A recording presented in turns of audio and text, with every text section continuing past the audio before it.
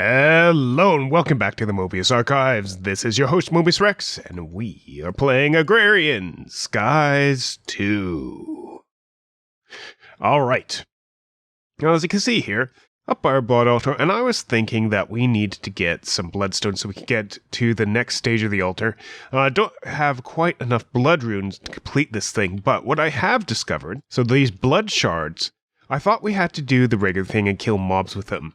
To kill mobs to get them. However, 3% drop from heat sand. I did not see that before.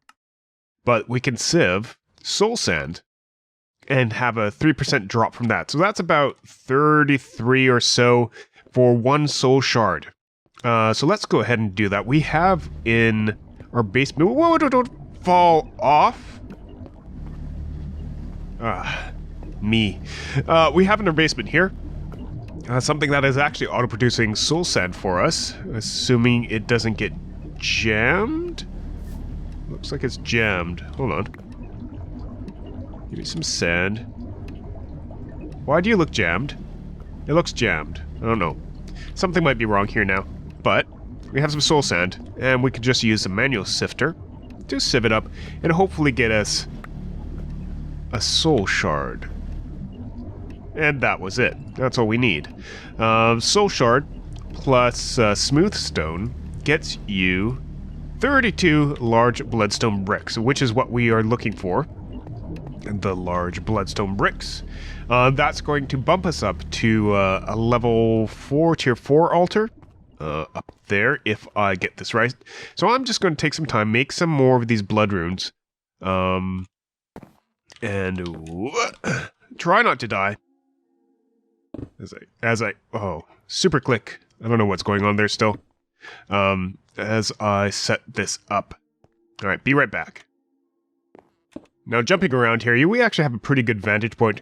You might see up there that we now have a windmill, and I've been using the vines leftover from our junglewood trees. I've added void upgrades to all these Jabba barrels. Just so that if they do clog up, they won't stop the system from running. So we now have these vine scaffolds, and that helped to set up the tree here. You might also notice that we have a few beacons or markers out here, and that's just to set up our spawners. So down there is our magnum torch, and I had a couple spawners that I set up. This first new spawner is actually 64 away from the magnum torch. Not far enough, apparently. I don't know if there's been a change in configuration or maybe something is wrong. But we actually had to go 128 away, and that's test spawner 3 back there. So I set it up just so that we could actually get some spawns going, and that's a 9x9 out there. A little bit better than the one right underneath here. Yeah. And I missed that and almost risked falling into the void. Let's try this again. Yeah, so that's going to give us at least a little bit of mob spawn. This we probably could do something with later. Once we get Cursed Earth, we could put it underneath this or move it over, or move our blood magic area over there. That's the whole idea behind that. But this should give us a little bit more... The whole idea for this was to get more capacity in our blood altar, but I just realized that it doesn't actually help the blood altar. The blood altar always has a 10,000 life point limit. So even if I do get up to tier 4, this may not help.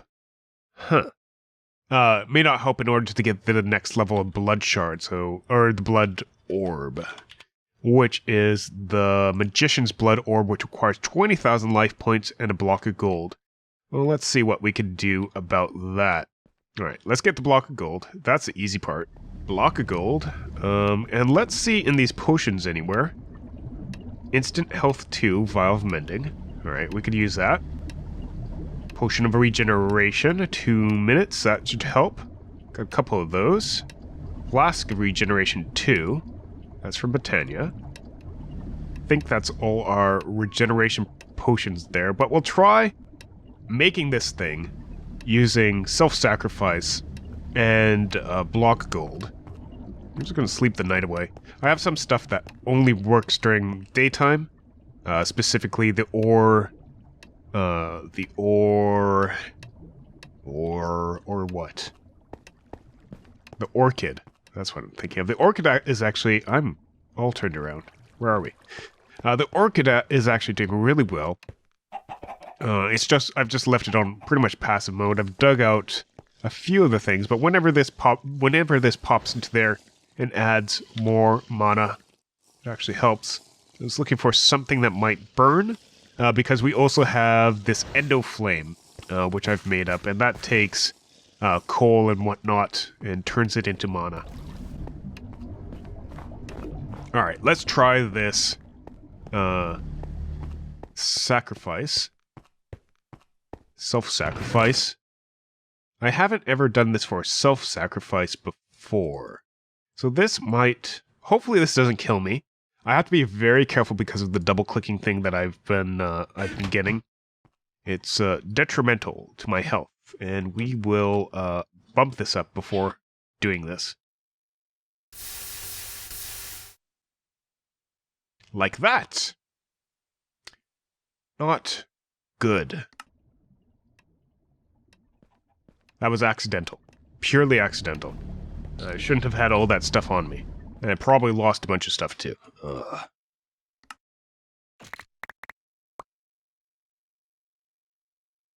Yep, definitely lost boots. I should patch up these holes. Now that I'm doing silly things. Here's some stuff. Alright, I have no idea how much I've just lost. Yeah, I'm dying because of a mechanic that I can't control. It's something to do with my mouse clicking. It's too sensitive. Alright, I also lost my picks, my Silk Touch pick. So much stuff.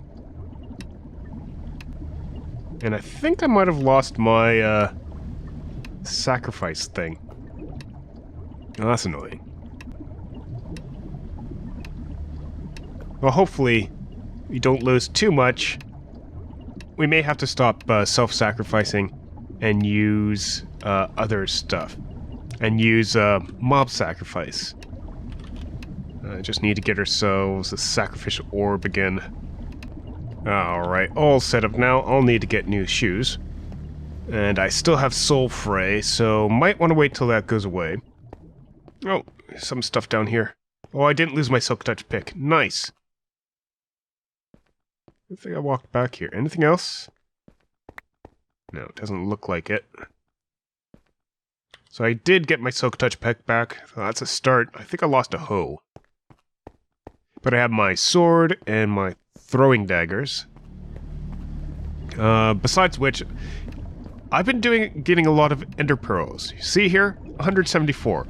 I was able to get the mutations going in the Agricraft farm so that we finally have enderweed seeds, and I upgraded them to be 10-10-10, meaning that they give 4 ender pearls each, and they actually grow pretty rapidly, so we're no longer short on ender pearls. Probably could get that bumped out to an industrial level modification if we have a harvester or something like that. That works nicely with ender pearls. But this is definitely a great start to getting a lot more ender pearls. Alright, I need a block of gold.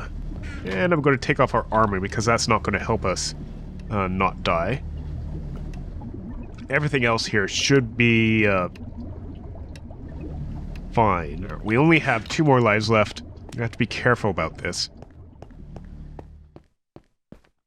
Really careful. No more super clicking. Pretty much I can only go halfway before needing to stop. Alright, time to make this happen. So that's going to start draining. It's going to drain slowly as it ever does. And we can help that out like that. Good. Use a vial of mending. Give us some instant health. Down to 13. And we'll just continue using the vial of mending to help us out here. On to revitalization now. which helps, but I think it's not helping fast enough. Oh, wait, it worked! I didn't even notice. Woo! Okay. Bind it to me. Don't bind it too much. But bind it to me. Now we can actually use that to make more advanced items. Hopefully I won't lose it and have it disappear on us again. Or have it disappear on us again. Because that's kind of a pain whenever that happens, when you lose stuff and it's actually really expensive to make. So, what can we do with the Magician's Blood Orb? I think I wanted not the chemistry set, though that would help. Blood Amulet. Do I have a demonic slates? I don't think so. No, I only have imbued. I think Blood Tank is a quest item as well, and that takes red stained glass. That's not hard. Let's go check our quests and see what we can do with our new blood magic stuff. What else did I complete? Mystical blood. It must be... Oh, bloodstone. Ha! Sieving soul shard. She even told us. And now we have to make rituals. I think you need rituals to do some of the stuff I want to do with blood magic. So we might want to actually go ahead and get the Master Ritual Stone, which are just ritual stones and obsidian plus an orb. Just need that obsidian, which means I need my bucket. And I'll put these potions away, because we shouldn't need them anymore. Alright, well, we're back, and we've made our first ritual stones. So that's just the ritual stones. The Master Ritual Stone needs these ritual stones to actually make itself. And then I think we'll need like 24 or more ritual stones themselves before we could actually use the Master Ritual Stone for rituals. Make sense? Good. Alright, so that should actually complete a quest in our book, which will give us a ritual stone and water and earth elemental transcription tools. Claim that reward.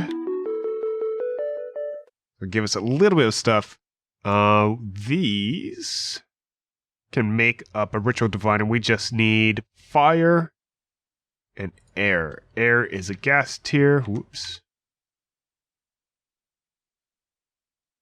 And fire is a magma cream, which we can just make with slime and blaze. So why don't we go ahead and make that diviner itself? So let's see. The diviner. Oops.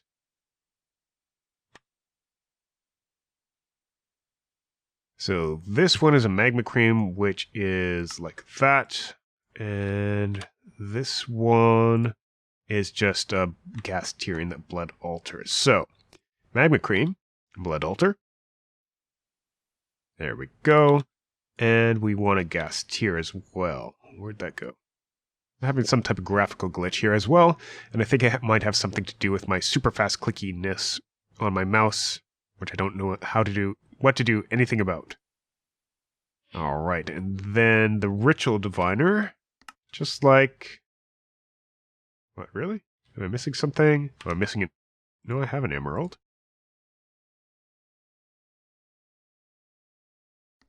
Alright. Fire. Water. That's water, right? Yep. Earth. Air. Emerald. And diamonds, because I couldn't shift click them into place. That gets us a ritual diviner. Used to explore new types of rituals, cannot place dusk rooms. So we can switch it among all the different rituals we need. So the ritual speed. It tells you how many stones it needs for what rituals. The ritual we're really interested in. Ooh, what's the feathered knife? 40 ritual stones? Yeah, I don't think so. Oh, there we go. Well of Suffering. That's the one we want. Now, the unfortunate thing about the Well of Suffering is that it requires dusk stones, and this, what is it called? What does this say? Ritual Diviner. Cannot place dusk runes. So what we need to do is find the dusk, what are these called? Elemental inscription tool. And that is a block of coal on a tier 4 altar, which means we should really upgrade this to a tier 4 altar. We only have 10 or so stones here to replace what we currently have, or replace these. But if we do get the rest of these, I think it's 28 in total, we can complete this ritual if we so desire. And what I really need here is a way to automate making these blank slates, because doing it one at a time is incredibly tedious, as you can see. Oh, especially if you want our blood in there. So what I have done before, and let's just make up all these. I don't know if there is a way. I've got 5 more of these stones, blood runes. And I don't know if there's a way to do this using blood magic alone to automate these. I think we need the level tier 4 altar to make the blood thistle or whatever it is. The blood thorn gives us a full heart, which we need now since we have died a few too many times. Thistle, alright, we have the blood storage, we have the blood light, which is actually what I was going for originally. Sigil of the blood lamp, imbued slate, glowstone, orb, and torch. Let's grab this torch here because it should be safe up here. And we'll replace it very shortly. Alright, get these out. We need 4. 1, 2, 3, 4.